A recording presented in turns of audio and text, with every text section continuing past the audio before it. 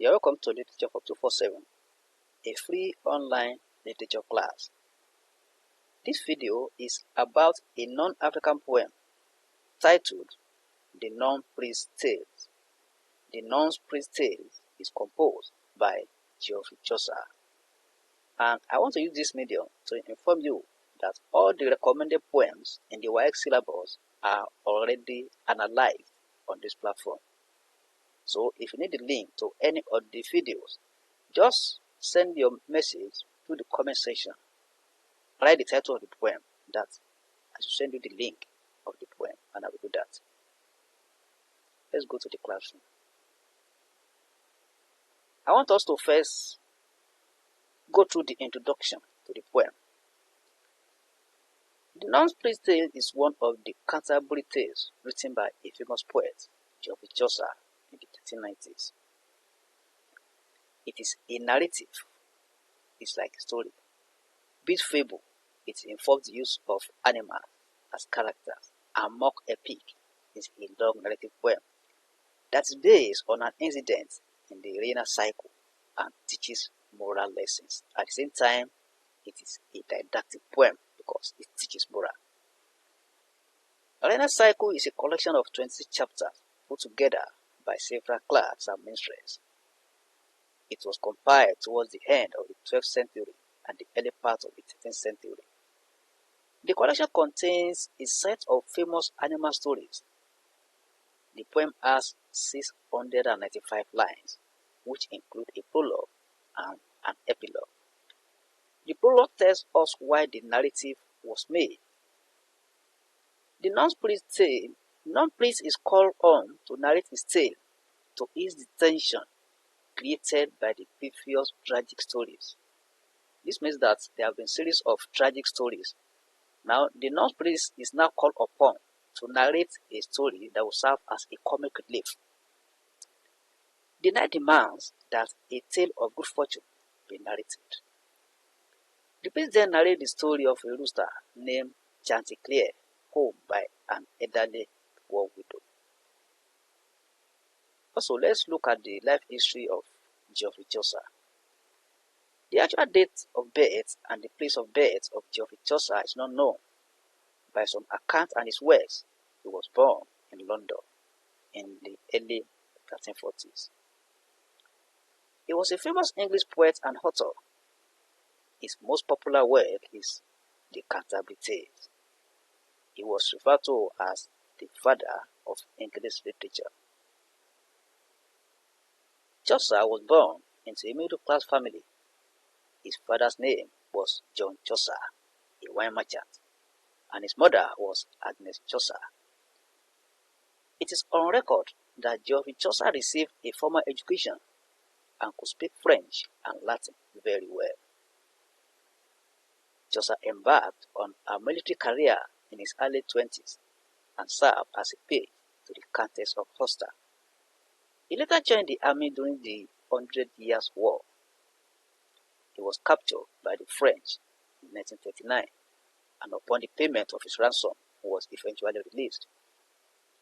After leaving the military, he had a career in diplomacy. He held various positions afterward. He served as a custom officer, controller of customs, and clerk in the King's Palace. These experiences influenced his literary works.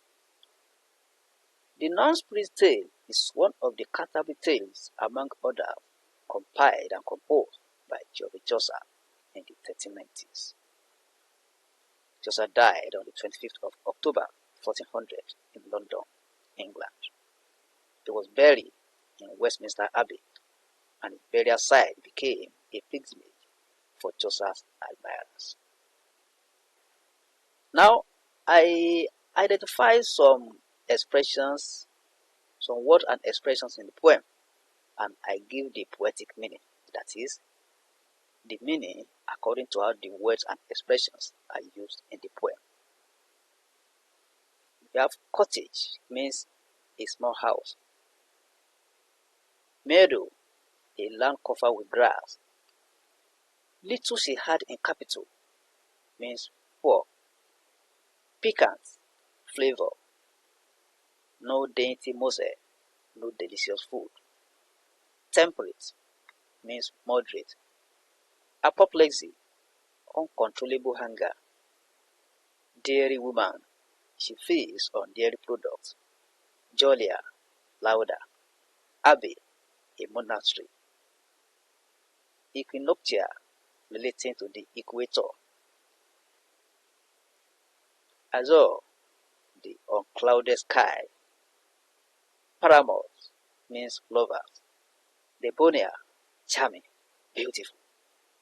Particulars, appearance. Durance fire, persecution.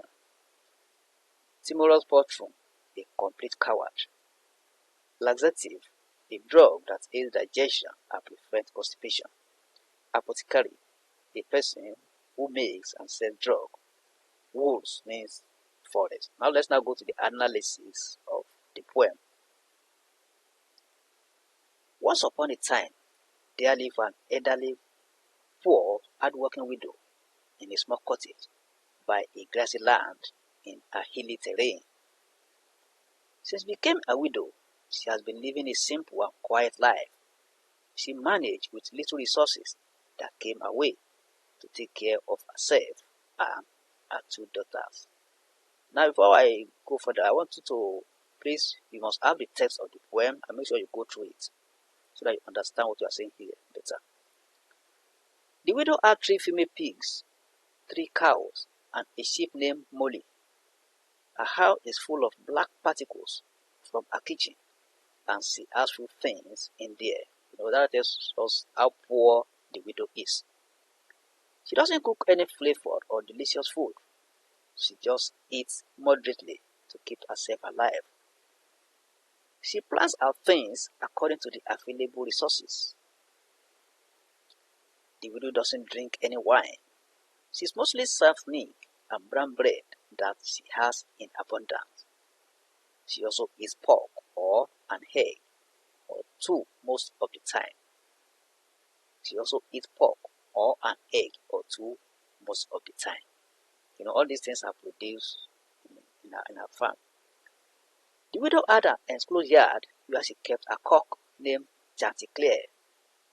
This cock is the best at crowing. His voice is louder than the church organ on Sundays. The crown is more regular and accurate than any clock or bell in the monastery. There could be no complaints about his crowning. Chanticleer has a tall, fine comb rather than fine cura. His bill is black and shines like a jet. His legs are set with white nails. The feathers are bright, shining like gold. There are other 7 hens who are beautiful like Chanticleer and are its lovers. That is, they are lovers of Chanticleer. One of the hens is called Lady Petilot, whom he loves most. Petilot is beautiful, polite, discreet, and caring. Petilot was 7 days old when she fell in love with Chanticleer. They were very close and loved one another. It happened one day when Chanticleer was troubled by a terrible dream that he was groaning. He has a terrible dream that you can call a nightmare, so he's disturbed. Petilot, his favorite, who was always close to him and was by his side, heard him groaning and was terrified. Petilot then asked him what his problem was. He responded that he was troubled by a terrible dream that created fear in him.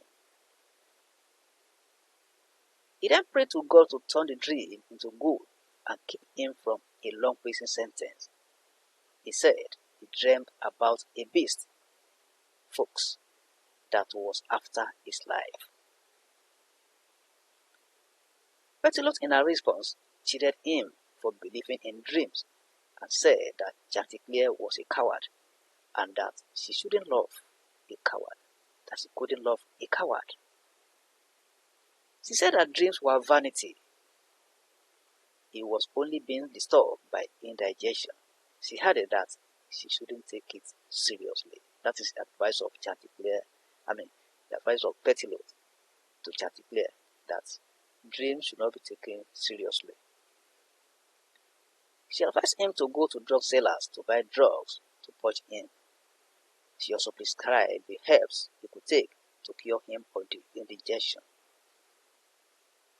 Chanticleer appreciated her advice and said that dreams couldn't be overlooked just like that.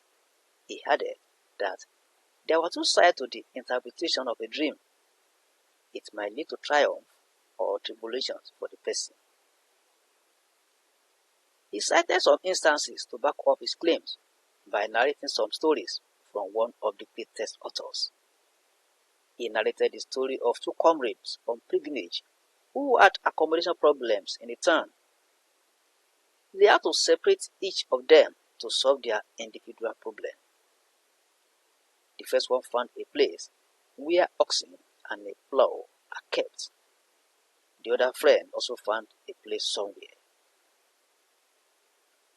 It happened that the second friend had a dream that he heard his friend calling for help. He urged him to come to his aid, that he would be killed where he slept that night in the ox stall.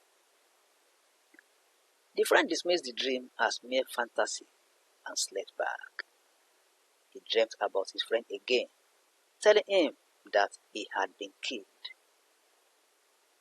He told him to go early in the morning to the west gate, where he would see a cart loaded with dung. He said his dead body was hidden in the dung.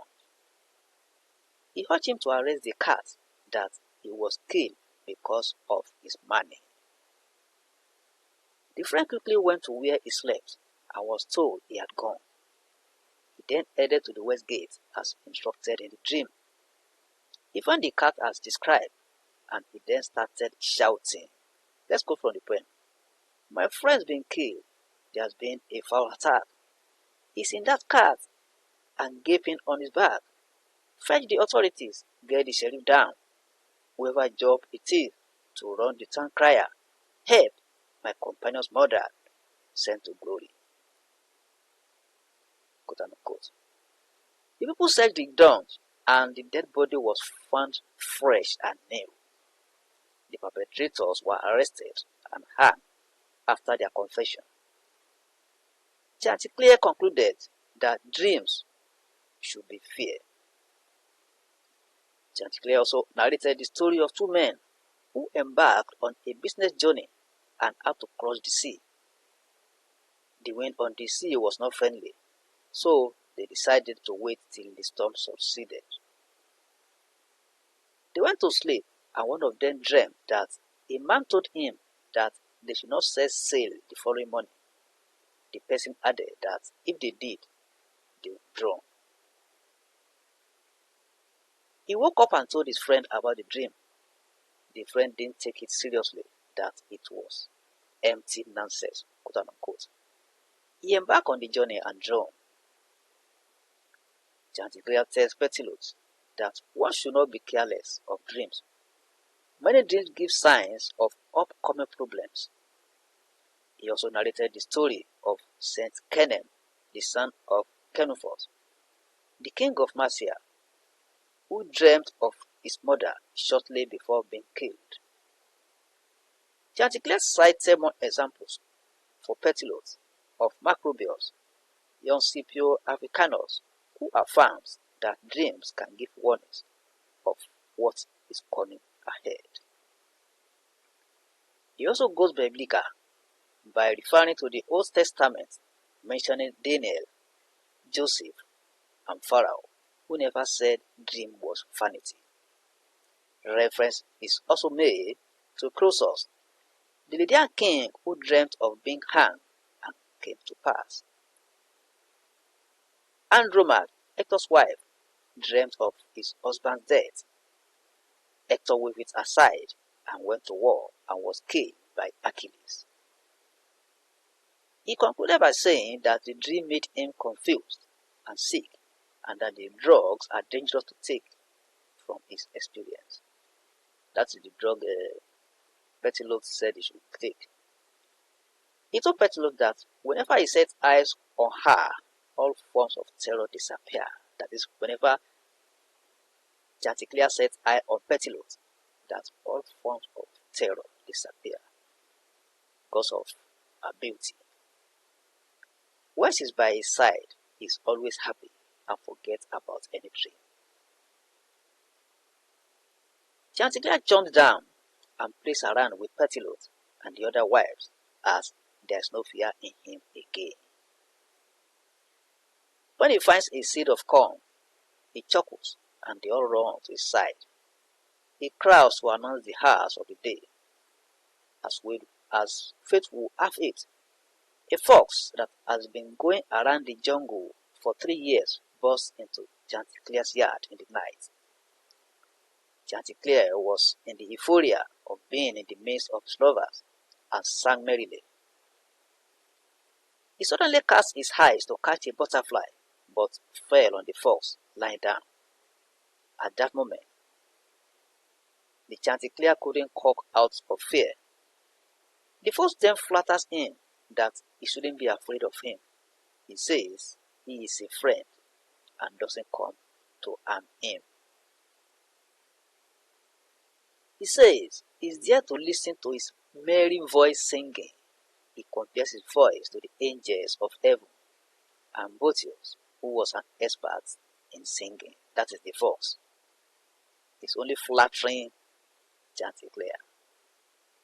He added that he was friendly with Chanticleer's parents as he enjoyed his father's song. Nobody could be compared with his father when it comes to singing and wisdom. The flattering entered Chanticleer's head, stretched his neck, and began to sing. The fox then jumped on Chanticleer and grabbed him by the neck. They initially were not aware of what was going on until they sighted the fox with Chanticleer in his mouth going into the forest. They all carried sticks running after him, that is the wives of Chanticleer. Chanticleer also played a fast one on the fox by advising it to pause and tell the pursuers to give up the chase. Since it's now in the forest, the cock is now his and is going to eat it. As the fox opens his mouth to jeer at his pursuers, Chanticleer escapes from his jaws and flies high to the treetops. The fox tried to play a second one on Chanticleer again. He apologized for the way he had treated him, that he meant no harm. He begs him to calm down so that he can explain his intentions. Chanticleer refuses and says he will not allow himself to be fooled again. Nothing will make him listen to him again. That is the analysis of the poem. Let's now identify some themes in the poem. The first one is simplicity. Simplicity is derived in this poem from the life of the old widow. She is described as a poor woman who lives a very simple life. She lives in a small cottage and manages what comes her way. She doesn't drink any wine. Let's quote from the poem. Since the sad day when last she was a wife, had led a very patient, simple life. We also have contentment. The widow is content with what she has. Though she's poor, she doesn't turn herself into a nuisance in the community. She has 3 pigs, 3 cows, a cock, Chanticleer, and a sheep, Molly. From there, she takes care of her 2 daughters and eats a little. She doesn't bother about her soup being delicious and cuts her coat according to her cloth and not according to her size. Let's go from the poem again. Not dainty morsel ever passed her throat. According to her cloth, she cut her coat, quote unquote. We also have the theme of hardworking. The fact that the widow is poor doesn't mean that she's lazy. She's hardworking and takes care of herself and the two daughters. She has brown bread and milk in abundance. Hard work for exercise and has content, quote unquote. We also have beauty. The whole widow has a cockney and Chanticleer, who has 7 wives. His favorite is Lady Pettilote, who is very beautiful and charming. Let's go from the poem again. She with the loveliest dice upon her throat was known as Blisius Lady Pettilote. Courteous she was, discreet and debonair, quote unquote. Lady Pettilote's beauty is capable of quenching all forms of fear in a man. This is from the utterances of Chanticleer while extolling Lady Pettilote's beauty. Let's go from the poem again. For when I see the beauty of your face, that scarlet loveliness about your eyes, all thought of terror and convulsion dies, quote unquote. So, theme of love. This is seen in the affairs of Chanticleer and Lady Pettilote. Chanticleer developed her interest in her when she was 7 days old. After the 7 wives, Pettilote is his favorite. They walk about closely and do things together. Also, the power of dreams. This poem showcases the power of dreams through Chanticleer. He slept and had a terrible dream that he was killed by a fox. This disturbed him and made him groan. When Pettilote asked him why he was groaning, he narrated what happened and said he entertained fear because of the dream. Pettilote waved it aside and said that dreams were vanity and that he was only being disturbed by constipation. Chanticleer then gave instances of the people that dreamed and the dreams came to pass. Theme of fear is the next. There is no doubt that Chanticleer entertained fears because of the terrible dream he had. This disturbs his sleep and makes him groan. Even when his wife, Lady Pettilote, tries to discountenance it and calls it vanity, Chanticleer takes time to cite instances of dreams that some people had and came to pass. He even goes biblical by citing instances from the Holy Bible to corroborate the fact that dreams should be taken seriously and feared. Also, death. Some deaths are recorded in the narrative due to not heeding the revelation of dreams. The first one is that of 2 comrades who are traveling and are separated because of the problem of accommodation. The other friend dreams of his friend in danger of being killed, but doesn't take any action. It is when he dreams again that he is killed and should pursue the killers that he takes action. The perpetrators of the dastardly act are arrested and hanged after they have confessed to the crime. Another death is recorded in the case of 2 traders who are traveling and have to cross the sea. One of them dreams that they shouldn't travel the following morning so that they wouldn't drown. The dreamer tells his companion about it, but he doesn't take it seriously and embarks on the journey. There's an accident as they are all on the sea and all the occupants drown and die. Hector also loses his life because he doesn't believe the revelations from his wife's dream. Andromache, his wife, dreamt in the night that he would lose his life. She warned him as he was going to war the following day, but he dismissed it. He fought Achilles and was killed that very day. Also, theme of flattery. We see in the narrative how the fox flatters Chanticleer and makes him believe what he's saying. Initially, he agrees with Chanticleer when he sees the fox, but the latter allays the fear with flattery. Chanticleer is carried away with the flattery and falls prey to the fox. Chanticleer also flatters the fox in return in his bid to rescue himself from his grip. He advises the fox to shout at his pursuers to turn back and tells them that Chanticleer is already in his custody. Let's go from the poem. Sir Fox, if I were you, as God's my witness, I would round up this cloud and shout, turn back, you saucy bumpkins, all. Now that I have in safety reached the wood, do what you like, the cock is mine for good. I will hit him there in spite of everyone. Quote unquote. As the fox opens his mouth to address his pursuers, Chanticleer breaks free and flies to the treetops. Another instance of flattery is seen in Chanticleer and his wives. Chanticleer enjoys the attention of his wives and enjoys hearing them sing his praises. This also serves as a satire of the self-importance and the vanity of the people at the helm of affairs during that period. Now let's identify some poetic devices used in the poem. The first one is fable. This is a device whereby animals wear human behavior and characteristics. This poem is an example of a beast fable. The characters there are animals. It narrates the story of a rooster named Chanticleer who falls prey to a fox, Reynard. The fox is named Reynard. Chanticleer has 7 wives, including Lady Petticoat, who is his favorite.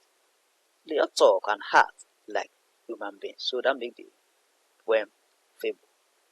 Satire. This is a writing in which the societal indiscipline and foibles are identified and ridiculed in the write-up, indirectly to bring correction or change. This poem is a good example of a satirical write-up because it is written to satirize certain aspects of medieval society. For example, Lady Petticoat, Chanticleer's favorite wife, wears the characters of the vain and foolish behaviors of noble women of the period. That's the period that the poem was written. The dreaded fox in the narrative is also a representation of the pictures of the corrupt clergymen of the period. The clergymen exploit other people with their positions. We also have personification. The non-human characters are fully given the attributes of human. They talk, behave, and reason like humans. The poet also makes use of personal pronouns, which are used for human for the non-human characters. Chanticleer narratives and the arguments of Lady Petticoat are of humans. Chanticleer also describes how he feels while looking at the beautiful face of Lady Petticoat using personification. Let's look at it. All thoughts of terror and confusion dies. Quote unquote. We also have the use of simile. Some qualities of Chanticleer are compared to give a vivid description of his sterling qualities. His comb, bill, legs, and feathers are described thus. Now from the poem. His comb was redder than 5 cubits tall and battlemented like a castle wall. His bill was black and shone as bright as jet. Like azure were his legs, and they were set. Like burnished gold his feathers, flaming bright. Quote unquote. Another example of simile is in the description of the way the pursuers of the fox yell while running after it.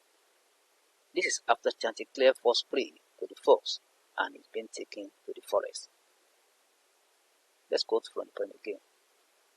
They yell like fiends in hell. Dogs left the water, quacking the flapping as on point of slaughter. Quote unquote. We also have metaphor. This is the comparison of 2 things that share similar qualities without the use of like or has. Chanticleer's nails are compared with Lily in the poem. On actual toes with nails of lily white, quote unquote. Metaphor is also used in the description of the beauties of Lady Petticoat. She with loveless dives upon her throat. We also have hyperbole. This is the use of undue exaggeration in an expression. The way Chanticleer crows is overstated in the poem as if no other cock could do it better. He crows so well there could be no improvement, quote unquote. We also have this in the description of his feathers, which is compared with burnished gold. Like burnished gold his feathers, flaming bright, quote unquote. Hyperbole is also used by the fox While flattering Chanticleer, he compares his voice with those of the angels of heaven. You have as merry a voice as God has given to any angel in the course of heaven, quote and unquote. There is also the use of rhetorical questions. These are questions that require no answers. They are just expressions put in the form of questions. This is used in Lady Pettilo's response when Chanticleer expresses his fears about the dream. The expressions are made to embolden Chanticleer. Let's quote from the point again. How dare you say for shame and to your love that there was anything at all you feared? Have you no manly heart to match your bed? And can a dream reduce you to such a terror? Other instances of rhetorical questions in the poem are used by Chanticleer while narrating different stories to back up his claims that dream should be feared. Let's look at that again. What need I had to finish off the story? Did Daniel think a dream was vanity? Did not their fictions have a certain force? So those are rhetorical questions used in the poem. We also have the use of synecdoche. This literally defines where a part is used to represent the whole, or a whole represents a part. It is used when Chanticleer is narrating the story of two merchants. One of them got the revelation through a dream that they shouldn't travel the following morning. One of them disobeyed, and he, along with the other occupants of the ship, drowned in the sea. Let's see how it is used in the poem. A button rent, all hands aboard to drown, quotes and unquotes. So a part has been used there to represent a whole. There's also biblical allusion. Chaucer makes use of biblical allusion in this poem. This literally defines where reference is made to the events in the Bible. Where reference is made to the events in the Bible. We can find this in the narratives of Chanticleer. He made reference to the stories in the Bible to corroborate his belief in the efficacy of dreams. Even mention of Pharaoh, the king of Egypt, and Daniel. He also made reference to Ecclesiastes and Iscariot in the Bible. There is also the use of classical allusion. This is referring to events that happened a very long time, a reference to a historical event, person, or place. The story of the death of Hector, whose wife had earlier dreamt of his death, but discountenanced it when the woman told him. Hector was later killed by Achilles in the duel between the two. That's an example of classical allusion. Chanticleer cites this instance while trying to convince Pettillo that dreams come true and should be feared. Also, the use of rhyme. The non-priest tale is written in rhymed couplets. The end rhymes at the end of each line. So that is looking at the rhyme of the poem. This gives the poem the rhyme scheme A, B, B, and C, C. This contributes to the musicality of the poem. That is the rhyming scheme of the poem. We also have irony. This is when the opposite of what is expected to happen happens. During the first encounter of the fox with Chanticleer, the fox refers to him as his friend, which is not. Are you afraid of me, that I'm your friend? Quote unquote. It is somehow ironic when Chanticleer, a dignified character, falls cheaply to the antics of a fox. It is at the same time ironic that Chanticleer could also be able to flatter the fox to rescue himself from the grips of the fox. There is imagery also in the poem. There is the use of imagery in the poem.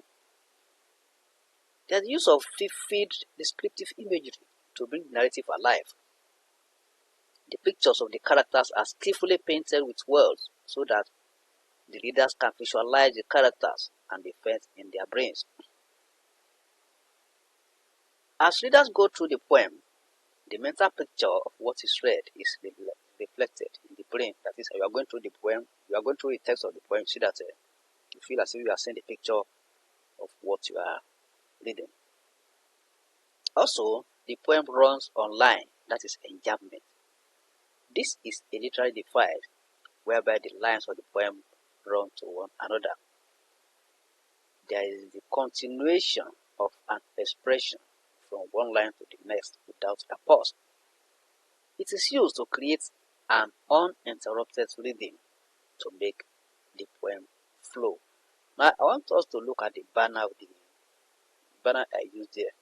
So I want to explain it. This is the Vox name Renard, and this is Chanticleer. That's